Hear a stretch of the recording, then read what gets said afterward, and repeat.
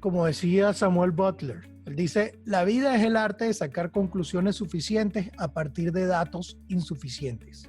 El cerebro no es como la computadora, que ustedes van ingresando la data y si falta data, la computadora se taranca. Y no puede seguir avanzando porque falta que ustedes le agreguen. Es cuando llegan a una planilla y te dice información esencial y si no la llenas, no avanza, no se te activa ni siquiera el botón de continuar. El cerebro tiene que llegar a una conclusión. ¿Qué pasa si el cerebro no tiene toda la información? Ustedes no se quedan tiesos así en el medio, sino ¿qué pasa? ¿Qué hace el cerebro? ¿Cómo hace el cerebro cuando no tiene la información completa? ¿Cómo hace con esos vacíos o esas lagunas? La llena con tus propias creencias. ¿Perdón? Lo llena con información propia. ¿Qué llamas información propia? Conductas aprendidas, percepciones, creencias, y entonces saca sus conclusiones. Ok, el cerebro entonces llena esa data que le falta con información previamente adquirida que algunos llaman prejuicios. Eso es lo que se llama en psicología la escalera de la inferencia. Hay una cantidad de datos y experiencias observables en la realidad objetiva. Nosotros solamente seleccionamos parte de esos datos.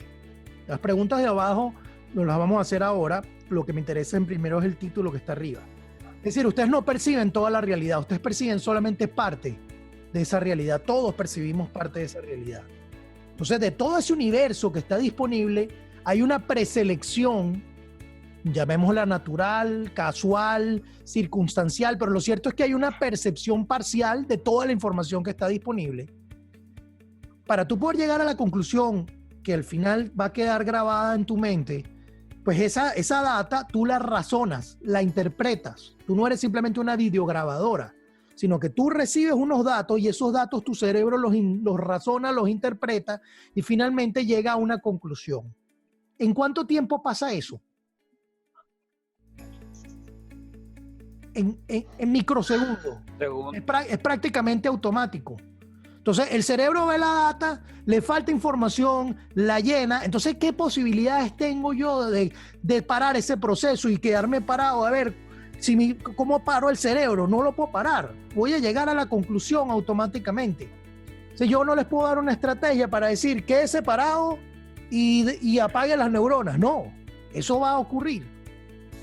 Lo que tenemos que hacer, y es lo que vamos a empezar a hacer a partir de la próxima sesión, es darnos cuenta de que esto está pasando en nuestro cerebro y que nos falta información. Entonces tenemos que tratar de, ahí sí vamos a las preguntas que están abajo, en las líneas inferiores, donde tenemos que identificar, bueno, ¿qué datos he notado? ¿Qué datos he ignorado? ¿Qué probablemente puede estar viendo el otro que yo no he visto? Tenemos que hacernos esas preguntas para tratar de identificar qué información tenemos y qué información nos falta.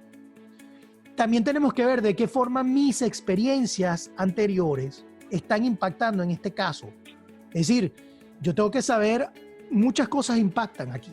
Impacta mi educación, impacta mi edad, impacta mis relaciones familiares, mi estado de ánimo, mis experiencias de vida. Todas esas cosas son las que nos van creando lo que algunas veces llamamos prejuicio. Yo prefiero hablarlo como una experiencia pasada. Y nosotros interpretamos en base a lo que somos. Entonces nosotros vemos lo que somos.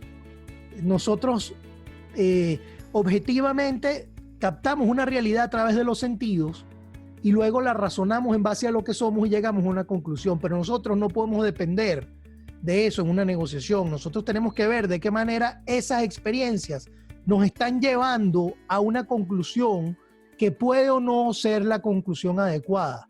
No importa si logramos identificar cuál es la conclusión adecuada. Lo que importa es saber de qué manera nuestra experiencia está influyendo en esa percepción, porque no podemos permitir que esa interpretación subjetiva nos saque de contexto y nos impida ver otras realidades que no las estamos viendo porque nosotros estamos creyendo en esa conclusión, y por eso tenemos que desarrollar estrategias para bajar la escalera de la inferencia.